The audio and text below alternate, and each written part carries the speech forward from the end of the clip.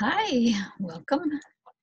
I am so happy you're joining me today with this new webinar that I'm putting together to assist and provide information about the wonderful offering that we had for the Magdalene Easter service.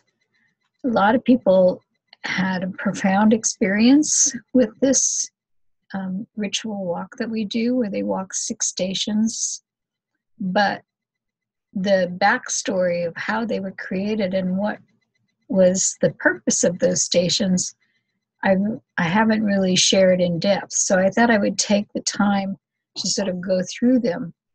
And because the video is kind of long, what I'm going to do is first I'm going to talk about the mystery that gave me the vision to do this, and then I will actually go through the 6 stations in the part 2 of this webinar series. So let's begin with, let's see, I am trying to, there we go. So the idea is to tell the story of Easter through Mary Magdalene's eyes. And it's basically a 6-station ritual walk. And this came about from a vision that I had. I was ordained on 10-10-10, and when I became ordained, I was ordained by Elizabeth Kelly of the Holy Order of Mary Magdalenes, and also by Lady Olivier, who was 94 years old and flew all the way from London by herself at age 94 to ordain about 35 of us. And she was an extraordinary, powerful woman, a priestess in her own right for years, had a temple in London, and delivers quite a bit of Shaktipa, or that spiritual juice or energy, when she ordains people. So this is right after I received the Shaktipa, and I just went into a state of bliss. And I was so happy, and I was like, oh my God, what is this? Is my inner kid finally happy? And she's like wanting to, because we're all dressed up like goddesses and we're in this beautiful temple. And what ended up happening was I went back to my room, and I opened the Course in Miracles, and my eye caught this sentence, and it said, all separation vanishes as holiness is shared. For holiness is power, and by sharing it, it gains in strength. And I was completely blown away by this sentence, and I realized that it was describing perfectly the wonderful and amazing experience that I was having. For I had never really felt holy power, and when I was sharing it with these 35 other women, what was happening was it was expanding, and it was so joyous and so beautiful and so glorious. I just loved it. I was so happy, and it was so much bliss. And I knew that this was the purpose of my work as I moved forward, was that I was to create opportunities for people to experience their holy power. I mean, there's a funny story about this, because I'm an older woman and I don't have one of these gorgeous, beautiful goddess bodies like some of the women do. And so I prayed about that and asked, how come you're giving visions to me? Because I did start getting visions, which I'll tell you about in a minute. And this power is coming through me to share, because people would resonate it with it, and they would see it, and they would feel. I'm sorry, I don't know quite how to get this glare out of my glasses. Anyway, so what ended up happening was I heard a thought in a meditation, and it said that people need to understand, no matter what you look like, people need to understand the power comes through everyone. And so because I said yes, even in spite of my body, in spite of my age, in spite of everything, I said yes. And because I was saying yes, people were having a demonstration and seeing that the power does come through everyone. So it was really wonderful. So, but 2 weeks later, I had my first vision. And what I learned was that I was basically instructed that I was to create a ceremony to honor Mother Mary for her consciousness to conceive light and birth an avatar. And right about that time, Dr. Margaret Riglioso had just published her book, which was her dissertation on the virgin birth mysteries. And, in the world of consciousness and metaphysics, this light, the seed of light into the consciousness, this inspired, holy, pure light of wholeness, entering into the mind, and the mind is becoming one, that you're literally conceiving light to birth a God. And so she was able to achieve such high states of consciousness that she was successful in doing that. So a month later, there I am, standing before 100 people, leading this ritual, putting everything together for this ritual as if I had always been doing this and I knew exactly what to do, and I'd never done anything like this before. But and there's Marguerite in the center with the dark blue coat on, and Elizabeth Kelly is next to her on her left, and all the wonderful priestesses who were assisting me and helping me with this glorious event, of which I attribute Donnie Riglimoto, my holy man, who really assisted me in being able to launch the work that I'm doing today. So, as a good goddess gathering, there's always an offering at the altar. And so I was thinking of what should we offer? And I got the vision to offer daffodil bulbs. And I thought, well, this is fun, because this was in the winter, in December, that we were doing this event. And so I thought, okay, we'll plant the bulbs. And then I was like trying to figure out, well, when do the bulbs bloom, And I looked everywhere. I could not figure it out. It depends on the soil and the water and the light and when you exactly planted it. And so it was like crazy trying to figure out how and where would the daffodil bloom. So when I was going to a ritual about 6 weeks later, that I received a call to come and join and participate, because I had always wanted the bulbs to bloom when we did a ritual, and I had to let all that go. And as I'm bolting out the door, I looked to my left, and there are the bulbs in full bloom, and they hadn't been the day before. And as I arrived at the next ritual, here were my same friends that I had just done this other ritual with, gathering in the Golden Buddha temple to do a ritual about the recovery of our lost voice, which is very apropos to Mary Magdalene, because as she was painted into the Last Supper table, which is one of the stations in the 6-station ritual, you can see that Peter has his hand over her throat. So her voice was literally cut off, and she wasn't allowed to speak or bring forth the truth that she knows. So the next vision that I had came in pieces. It was the 6 altars, and I started to have awareness of what those altars would be. It wasn't until I went to Cynthia Borstein's The Meaning of Magdalene workshop retreat at the Sisters of Mercy's center in, I think it's in San Mateo, that I realized that all the stations were. And I had a very profound healing at that retreat with water that someone had brought from Mother Mary's home.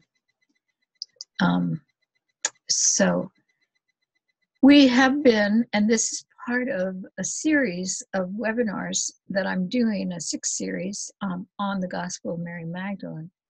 And the Gospel of Mary Magdalene was a tremendous part of informing, this whole thing about how she became enlightened, and that's where I really was starting to realize that by walking in her footsteps, by recreating the living demonstration that she did, that we would get an idea of how to do our own awakening. And so the concepts that come forward in the Gospel of Mary Magdalene is that she had basically had a vision. And visions are different than seeing with your body's eyes. So it's creating reality from the core and the center of your truth. And so she really listened and understood to what Jesus was teaching and what he was trying to explain to the disciples they can't do. Because when you look with your body's eyes out at the world, you're only going to see judgment and evaluation because your eyes pick up the impulses of light, go to the back of the brain, and they're immediately your brain is rushing around trying to figure out, am I safe here? Is this good here? Do I want to get out of here, or should I flee? Or what is the deal on this? So anyway, and so her gospel outlined the steps that she took to become fully awakened. And this part of becoming a fully awakened human being is what they call the anthropos state. That is a fully integrated, where you're integrating completely the masculine, the feminine in your heart, and you become fully accessible to the truth of the all, because there is no separate parts or separate self. It's all integrated as one. And she knew by the end of this process that she was one with God. But it wasn't an intellectual knowing, it was a knowing of the heart. And so she actually cultivated the eyes to see and the ears to hear, which is what is stated throughout the Gospel of Mary Magdalene. Do you have the eyes to see and the ears to hear? So she basically is the living demonstration of an enlightened, empowered, whole and complete, wholehearted woman, and a very powerful one. And that's why this 6-station ritual is so important and so powerful and so amazing. So here is a beautiful painting that has Susanna and Joanna, the two people that Mary was, according to the Urantia book, she was the head of a 300 odd number women's corps council, and she had her disciples along with the men, and she was the head of hers. And of course, she was actually the apostle to the apostle, which puts her in the lead above all else. But what we have in reality today is we have her stripped of her identity, her garments, in this beautiful painting by Botticelli. She's abandoned outside the gates, walled out of the church. And there she remains to this day. You know, I often do a feast day celebration, and I was trying to find a place because it was a full moon night. And there's a Baptist church that is just beautiful, and it has the best place to see the full moon. And I thought, oh, this is great. And I knew they rented out the church to different people in the community for things. So I contacted them and to check in about renting it out. She goes, well, what is this for? And I said, well, we're doing a celebration to Mary Magdalene. And the woman says, oh my God. She's, oh, sorry, I'm getting away. Hey, what's happening here? That's so weird.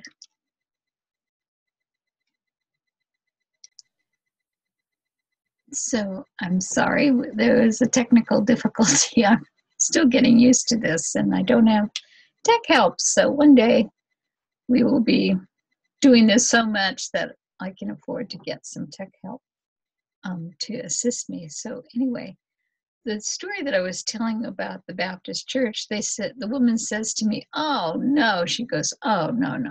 She said, Jesus loved Mary Magdalene. We know he loved Mary Magdalene, but no, you cannot have a feast day celebration to Mary Magdalene here at our church. And I thought to myself, so let me get this right. You believe that the heavens apart and Jesus will return to save people in his physical form. He will come back down and he will get those who are, quote unquote saved and return you to heaven. And you're going to go running up to him and you're going to go, Jesus, you're going to be so proud of me because I kept Mary Magdalene out of the church. I don't think so. I don't think that's what he was trying to. It was so clear, so evident that he felt very strongly about her and that he was trying so hard to, show that she was equal with him. She was one with him. That's why he, was so, but even, I talked to a woman who is an Episcopalian priest here in Marin County, and she's been with the church as a minister for 13 years. So I said to her, well, you must be really successful, and must be such open-minded people in your hierarchy that have allowed you to be a head minister of your church for so many years. And she goes, oh, no. She said, they have been so hard on us. And I have had to form a support group with other women because we have been dealing with so much abuse from these bishops that we have to give support to each other to be able to manage this male patriarchal way. So we are not anywhere near close. Even Unity in Marin told me that they would no longer sponsor the Mary Magdalene Moonrise Service, which they had done for 6 years. And it was glorious. It was packed. People loved it. People came from all over for it. And they realized, they thought that it wasn't in alignment with unity. Well, unity principle is oneness, right? And so oneness is truly the ultimate truth, is that we are one. And this is what she did. She had that recognition and realization that she was one with God. And so you had the patriarchy up here, and then you had the divine feminine down here. Most women, when my mother was born, for Christ's sake, well, she didn't have the right to vote. And so women have slowly started to come up. And now we're getting on equal footing, but we're not equal yet. The hashtag Me Too movement has clearly shown it. We still don't have equal pay for women. There's so many issues that we don't have. But as we recognize and more men become less threatened and actually appreciate a fully empowered, enlightened woman, then what happens is we come together in oneness. And ultimately, then we'll have oneness. But I don't think you can just go from one to the other. When you had one up and ruling and empowered in place, knowing they were divine for so long, and the other one, forget it. They few women have it, but I know so many women that do not feel this way about being empowered. So we still have a lot of work to do. And that's why I feel pretty strongly about this whole thing. Even at Grace Cathedral, which is a beautiful church, they have this beautiful painting of Mary Magdalene holding the white egg. But the white egg is only in the Protestant churches, because the red egg is the egg that supposedly the story is that it turned from white to red when she was trying to explain to the apostles that he had risen. And she picked up an egg in a basket and held it in her hand, and she said, he has risen, and the egg turned red, proving that he was risen, that he had risen. And she was the one that was informing them of his risen state. So anyway, so the Gospel of Mary Magdalene, basically, I love the way it ends. Levi's saying, we'll go forth and spread, but I was thinking spread the Bible, right? No, it's go forth and spread the Gospel of Mary Magdalene. And so that's what I'm doing. I'm replying to this call because when I heard about that there was this Gospel of Mary Magdalene, I was like totally shocked. Just like, how come there's this gospel? And then I discovered that when we walk in her footsteps, we are restoring the truth of who we are. And this empowers us because she had a profound experience doing what she did. And she took certain steps to make her awakening happen that she felt guided to do. And when we follow in her footsteps and we look at what did she do, suddenly the experience of following her footsteps and doing what she did, we also end up as well being changed.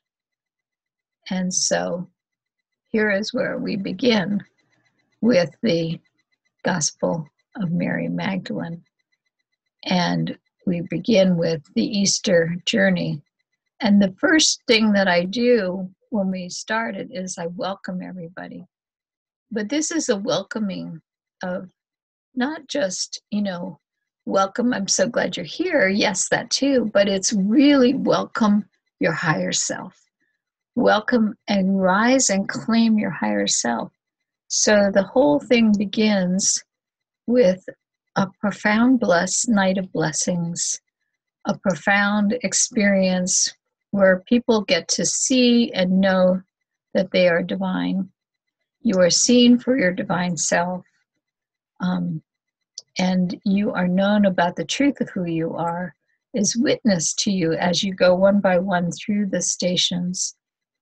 And there's deep, life-affirming blessings that are offered to everyone by women who are practicing priestesses and who have really understood that this is their work and their calling to do. And here's one of my favorite pictures. This young man is just coming out of the last station, or entering the last station, the gates of heaven. And he has gone through 6 stations. And the step-by-step process of going through all the stations has really gotten him in touch with his own divine self. And so he is a holy man. He is just in his heart. He is moved and touched beyond measure, because when you walk in her footsteps, she leads you to your divine self. And believe me, that is the best place to be. That is the most fun place to be. It is the most joyous place to be. It is just, people get ecstatic and happy and blissful, and it's just like there's so much fun going on. And a lot of the women too, when they realize what we have been missing, because, I was born and raised in a Protestant church, and it was completely dry and devoid of all the divine feminine. I don't think I ever heard that word uttered once. I mean, only at Easter or at Christmas did I ever hear, the word Mary or Magdalene. But in this ceremony, it's packed with people. Everybody's going through the experience. We're all sharing this. And remember, all separation vanishes when we share that which is holy, for holiness is power. And as we share it, it gains in strength. So by the time this beautiful woman, she is so moved to tears, and she's returning to her own divine nature. And she comes in, and she is really impacted in such a profound way, because she's being held in the arms of women who hold you as divine and know you as divine. And they claim that for you, and they hold that space for you as you allow yourself to go into that space. It's like Marianne Williamson's beautiful famous line that Nelson Mandela used in his inaugural speech, that that when we allow our light to shine, it gives others permission for their light to shine. So these people have been willing to step up to the plate and hold that. And then there were the women that really broke my heart open. I'm forever grateful and indebted to Elizabeth Kelly, who's of the Holy Order of Mary Magdalene. This is an order out of the south of France, and it's an unbroken lineage of women who have come down through the ages. And these women have ordained, one woman a year gets ordained in the order. It is a very powerful ordination during the ordination. And then when you go, Elizabeth Kelly had actually an apparition of Mary Magdalene appear to her and said, I will be rising in the late 90s, and I would I would like you to help me agent your message. And she got led on this full-on adventure. And she's been ordaining women in the Lyceum of Sophia, which is the feminine face of God, which is what I was ordained in. And then Kathleen McGowan, who also had an apparition of Mary Magdalene, appeared to her that saved the life of her baby with the information that she got. She also has touched and opened my life to it. So I'm deeply grateful to these women who have come before me and done this. The other thing that's really important to understand and know about is A Course in Miracles, because in the manual for teachers, the Course says that there are those who have reached God directly, retaining no trace of worldly limits, remembering their own identity perfectly. So this is what the Gospel of Mary Magdalene tells us, is that she had a vision and she reached God directly, and she knew the truth about herself. And so the Course in Miracles says that when people have this experience while they're here on the planet, these people might be called teachers of teachers, because although they are no longer visible, their image can yet be called upon. And they will appear when and where it is helpful for them to do so. So Elizabeth and Kathleen have both had opportunities to have a vision of Magdalene appear to them when it is helpful to do so. Some of us have visions that are of different nature and understandings that we grow into. The other person who influenced the Magdalene Easter ritual is Cynthia Bourgeot, who is the woman who wrote the book. She's a Presbyterian, I believe, priest. So it drives me crazy because she won't say that she's a priestess. Because women who step into ordination power in the Catholic or the Protestant sect claim the masculine side rather than claiming their feminine side. So anyway, she wrote this wonderful book called The Meaning of Magdalene, and there's many, many nuggets of information there from her very deep and profound research that she did around Mary Magdalene. So in the next ritual, this is what we will do. We will be going through the walk, the ritual walk, and I will be telling you about each station and how each station developed and what is the function and purpose, what was Magdalene's teaching there, what did she, what did she do, what was her purpose, and all of that. And so we're going to take a little break, and then we'll be back for part 2. Great. Thank you. Blessings. Blessings. Thank you.